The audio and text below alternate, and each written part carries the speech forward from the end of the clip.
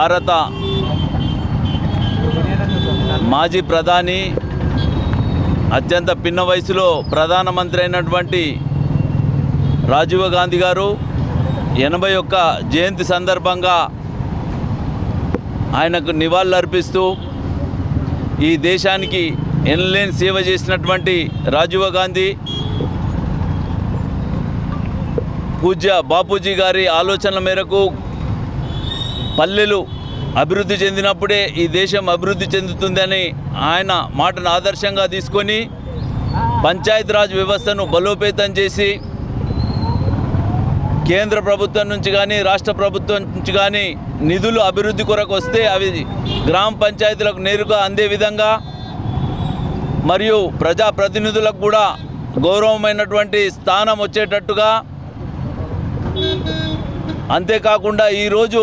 యువతకు ఉపాధి జరుగుతుంది. ప్రపంచ దేశాల్లో మనం గర్వపడే విధంగా ఉన్నామంటే కంప్యూటర్ వ్యవస్థను ముందు చూపుతో ఈ దేశంలోకి తీసుకొచ్చి యువతకు కంప్యూటర్ విద్యను అందించి నేడు ఇంజనీరింగ్లో అనేక మంది ఇంజనీర్లు అయ్యే విధంగా ప్రపంచ దేశాలకు భారతదేశ సేవలు అందుతున్నాయంటే అది రాజీవ్ గాంధీ గారి ముందు చూపు వల్లనే జరుగుతున్నాయి. అంతేకాకుండా 21 సంవత్సరాలకే ఓటు హక్కు కలిగించడం, 21 సంవత్సరం ఉన్నటువంటి ఓటు హక్కును 18 సంవత్సరాలకు తగ్గించి యువతను భాగస్వామ్యం కల్పించడం, ఇవన్నీ కూడా యువతను ముందుకు తీసుకుపోవడానికి తాను ముందు చూపుతూ ఉండి ఆధునిక సాంకేతికంగా ఈ దేశాన్ని ఉరుకులు పరుగులు పెట్టించి టెర్రరిస్టుల బాంబు దాడుల్లో ఈ దేశం కోసం తన ప్రాణాలు అర్పించిన మహనీయుడు, మనందరికీ ఆదర్శప్రాయుడు, గర్వకరం, ఈ దేశానికి అందినటువంటి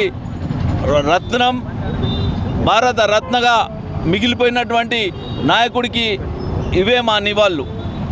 మాజీ ప్రధాని రాజీవ్ గాంధీ గారు 81వ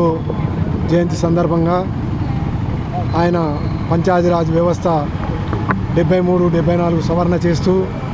ఆ రోజు నేరుగా గ్రామ పంచాయతీలకి డబ్బులు రావాలనే ఉద్దేశంతో ఆ రోజు పార్లమెంట్లో బిల్లు పాస్ చేయడం జరిగింది. అదేవిధంగా 18 సంవత్సరాలకే యువతకు 21 సంవత్సరాల నుంచి 18 సంవత్సరాలకే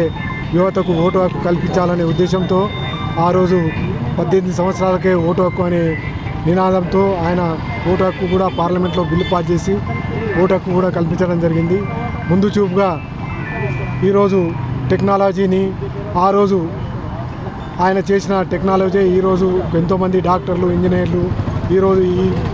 ఈ విధంగా డెవలప్ అవుతుంది ఈ దేశం అని అంటే ఆయన యొక్క స్ఫూర్తి అని చెప్పక తప్పదు. ఆ రోజు ఈ దేశాని కొరకు